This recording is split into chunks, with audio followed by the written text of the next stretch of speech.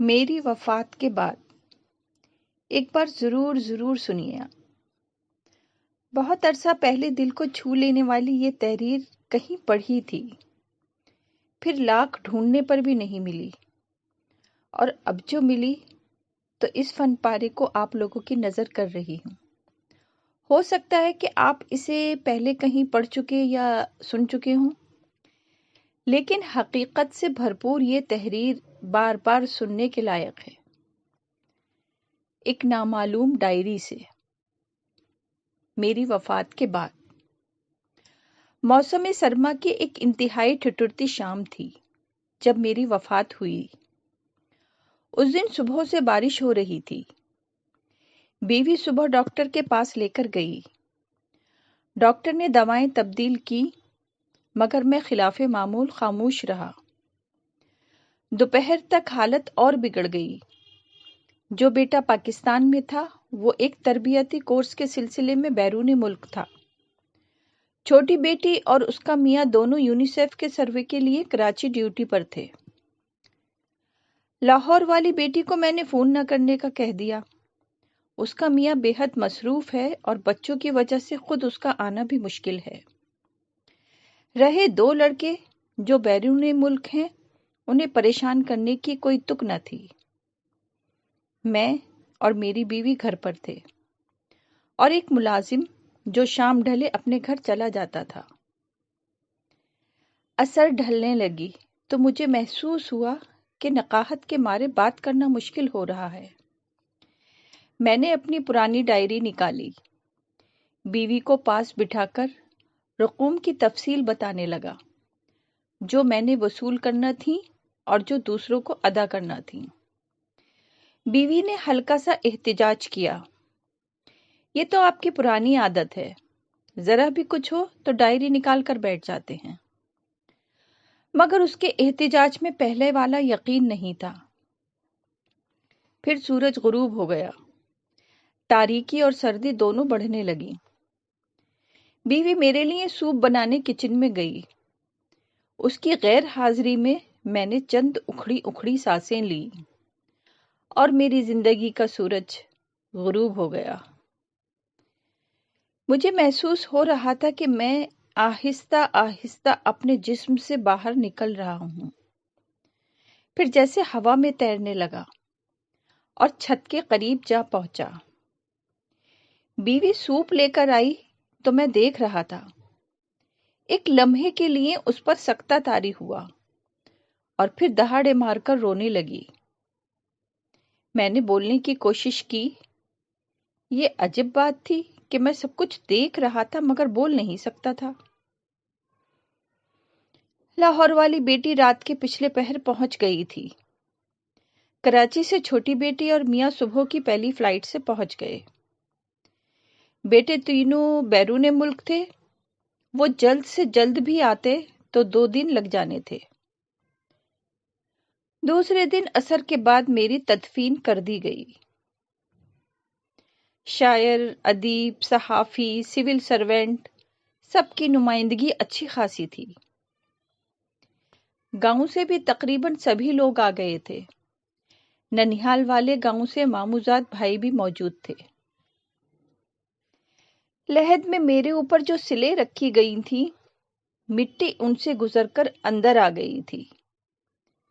بائیں پاؤں کا انگوٹھا جو آرتھرائٹس کا شکار تھا، مٹی کے بوجھ سے درد کر رہا تھا۔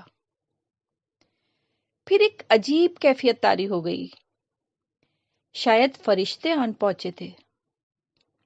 اسی کیفیت میں سوال و جواب کا سیشن ہوا۔ یہ کیفیت ختم ہوئی، محسوس ہو رہا تھا کہ جیسے چند لمحے ہی گزرے ہیں، مگر فرشتوں نے بتایا کہ 5 برس ہو چکے ہیں، تمہیں فوت ہوئے۔ پھر فرشتوں نے ایک عجیب پیشکش کی، ہم تمہیں کچھ عرصے کے لیے واپس بھیج رہے ہیں، تم وہاں دنیا میں کسی کو نظر نہیں آؤ گے، گھوم پھر کر اپنے پیاروں کو دیکھ لو، پھر اگر تم نے کہا تو تمہیں دوبارہ نارمل زندگی دے دیں گے، ورنہ واپس آ جانا۔ میں نے یہ پیشکش غنیمت سمجھی اور ہاں کر دی۔ پھر ایک مدہوشی کی حالت چھا گئی۔ آنکھ کھلی تو میں اپنی گلی میں کھڑا تھا، آہستہ آہستہ قدم اٹھاتا اپنے گھر کی جانب چلا۔ راستے میں کرنل صاحب کو دیکھا، گھر سے باہر کھڑے تھے، اتنے زیادہ بوڑھے لگ رہے تھے۔ خواجہ صاحب بیگم کے ساتھ واک کرنے نکل رہے تھے۔ اپنے مکان کے گیٹ پر پہنچ کر میں ٹھٹک گیا۔ میرے نام کی تختی غائب تھی، پورچ میں گاڑی بھی نہیں کھڑی تھی، وفات سے چند ہفتے پہلے تازہ ماڈل کی خریدی تھی۔ دھچکا سا لگا، گاڑی کہاں ہو سکتی ہے؟ بچوں کے پاس تو اپنی اپنی گاڑیاں تھیں، تو پھر میری بیوی جو اب بیوہ تھی کیا گاڑی کے بغیر تھی؟ دروازہ کھلا تھا۔ میں سب سے پہلے سیڑھیاں چڑھ کر اوپر اپنی لائبریری میں گیا۔ یہ کیا؟ کتابیں تھیں نہ الماریاں۔ رائٹنگ ٹیبل، اس کے ساتھ والی مہنگی کرسی، صوفہ، اعلیٰ مرکزی ملازمت کے دوران جو شیلڈیں اور یادگاریں مجھے ملی تھیں اور الماریوں کے اوپر سجا کر رکھی ہوئی تھی، بے شمار فوٹو البم، کچھ بھی تو وہاں نہ تھا۔ مجھے فارسی کی قیمتی ایران سے چھپی ہوئی کتابیں یاد آئیں، دادا جان کے چھوڑے ہوئے قیمتی قلمی نسخے، گلستان سعدی کا نادر نسخہ جو سونے کے پانی سے لکھا ہوا تھا اور دھوپ میں اور چھاؤں میں الگ الگ رنگ کا دکھائی دیتا تھا، دادا جان اور والد صاحب کی ذاتی ڈائریاں، سب غائب تھیں۔ کمرہ یوں لگتا تھا گودام کے طور پر استعمال ہو رہا تھا۔ سامنے والی پوری دیوار پر جو تصویر 15,000 روپے سے لگوائی تھی، وہ جگہ جگہ سے پھٹ چکی تھی۔ میں پسمردہ ہو کر لائبریری سے باہر نکل آیا۔ بالائی منزل کا یہ وسیع و عریض لاؤنج بھی بھائی بھائی کر رہا تھا۔ یہ کیا؟ اچانک مجھے یاد آیا کہ میں نے چکوال سے رنگین پایوں والے سوت کے بنے ہوئے 4 پلنگ منگوا کر اس لاؤنج میں رکھے تھے اور شاعر برادری کو یہ بہت پسند آئے تھے، وہ غائب تھے۔ نیچے گراؤنڈ فلور پر آیا، بیوی اکیلی کچن میں کچھ کر رہی تھی۔ میں نے اسے دیکھا، 5 برسوں میں اتنی تبدیل ہو گئی تھی، میری آنکھوں میں آنسو آ گئے۔ کیسے پوچھوں کہ گھٹنوں کے درد کے کیا حال ہیں؟ ایڑیوں میں بھی درد محسوس ہوتا تھا۔ دوائیں باقاعدگی سے میسر آ رہی تھیں یا نہیں؟ میں اس کے لیے باقاعدگی سے پھل لاتا تھا، نہ جانے بچے کیا سلوک کر رہے ہیں، مگر میں بول سکتا تھا نہ وہ مجھے دیکھ سکتی تھی۔ اتنے میں فون کی گھنٹی بجی۔ بیوی بہت دیر باتیں کرتی رہی۔ جو اس طویل گفتگو سے میں سمجھا یہ تھا کہ بچے اس مکان کو فروخت کرنا چاہتے تھے۔ ماں نے مخالفت کی کہ وہ کہاں رہے گی، بچے بضد تھے کہ ہمارے پاس رہیں گی۔ میری بیوی کو میری یہ نصیحت یاد تھی کہ ڈیرا اپنا ہی اچھا ہوتا ہے، مگر وہ بچوں کی ضد کے سامنے ہتھیار ڈال رہی تھی۔ گاڑی کا معلوم ہوا کہ وہ بیچی جا چکی تھی۔ بیوی نے خود ہی بیچنے کے لیے کہا تھا کہ اسے ایک چھوٹی آلٹو ہی کافی ہوگی۔ اتنے میں ملازم لاؤنج میں داخل ہوا۔ یہ نوجوان اب ادھیڑ عمر کا لگ رہا تھا۔ میں اس کا لباس دیکھ کر ٹھٹک گیا۔ اس نے میری قیمتی برانڈڈ قمیص جو ہانگ کانگ سے خریدی تھی پہنی ہوئی تھی۔ نیچے وہ پتلون تھی جس کا فیبرک میں نے اٹلی سے خریدا تھا۔ اچھا، تو میرے پیش و بہا ملبوسات ملازموں میں تقسیم ہو چکے تھے۔ میں 1 سال لوگوں کی نگاہوں سے غائب رہ کر سب کو دیکھتا رہا۔ ایک ایک بیٹے بیٹی کے گھر جا کر ان کی باتیں سنی۔ کبھی کبھار ہی ابا مرحوم کا یعنی میرا ذکر آتا، وہ بھی سرسری سا۔ ہاں، زینب میری نواسی اکثر نانا ابو کا تذکرہ کرتی۔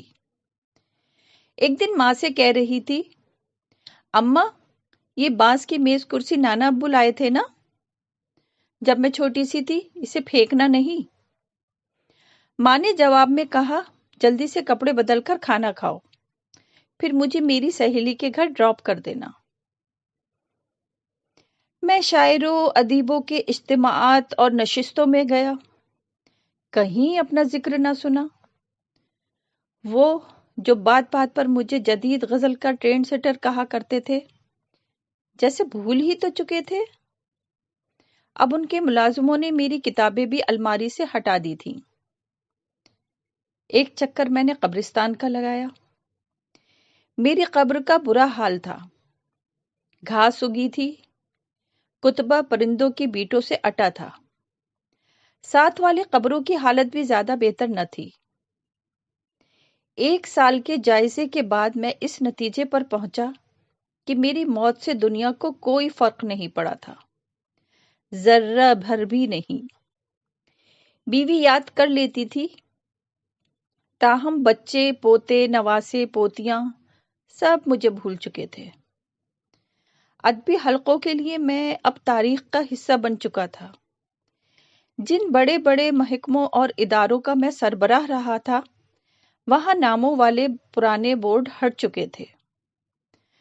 دنیا روا دوا تھی، کہیں بھی میری ضرورت نہ تھی، گھر میں نہ باہر۔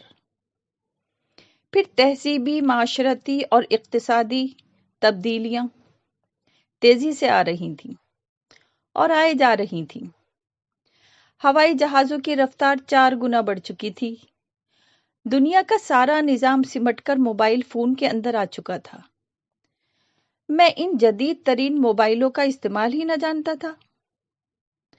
فرض کیجئے میں فرشتوں سے التماس کر کے دوبارہ دنیا میں نارمل زندگی گزارنے آ بھی جاتا تو کہیں بھی ویلکم نہ کہا جاتا۔ بچے پریشان ہو جاتے، ان کی زندگیوں کے اپنے منصوبے اور اپنے پروگرام تھے جن میں میری گنجائش کہیں نہ تھی۔ ہو سکتا تھا کہ بیوی بھی کہہ دے کہ تم نے واپس آ کر میرے مسائل میں اضافہ کر دیا ہے۔ مکان بک چکا، میں تنہا تو کسی بچے کے پاس رہ لیتی، 2 کو اب وہ کہاں سنبھالتے پھریں گے۔ دوست تھوڑے بہت باقی بچے تھے، وہ بھی اب بیمار اور چل چلاؤ کے مراحل طے کر رہے تھے۔ میں واپس آتا تو دنیا میں مکمل طور پر انفٹ ہوتا، نئے لباس میں پیوند کی طرح، جدید بستی میں پرانے مقبرے کی طرح۔ میں نے فرشتے سے رابطہ کیا اور اپنی آخری خواہش بتا دی، میں واپس قبر میں جانا چاہتا ہوں۔ فرشتہ مسکرایا۔ اس کی بات بہت مختصر اور جامع تھی۔ ہر انسان یہی سمجھتا ہے کہ اس کے بعد جو خلا پیدا ہوگا وہ کبھی بھرا نہیں جا سکے گا، مگر وہ یہ نہیں جانتا کہ خلا تو کبھی پیدا ہی نہیں ہوتا۔ ہمارے سبھی کے دماغوں میں بھی یہی سوچ ہے کہ یہ گھر، یہ کاروبار، یہ نوکری، یہ دنیا کی، گھر کی، بچوں کی ضرورتیں اور سارے کام کاج میری وجہ سے ہی جاری ہیں۔ اگر میں نہ رہا تو دنیا کی گردش رک جائے گی۔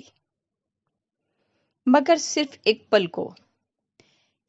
ایک پل کو سوچئے، ایسا بالکل بھی نہیں ہے۔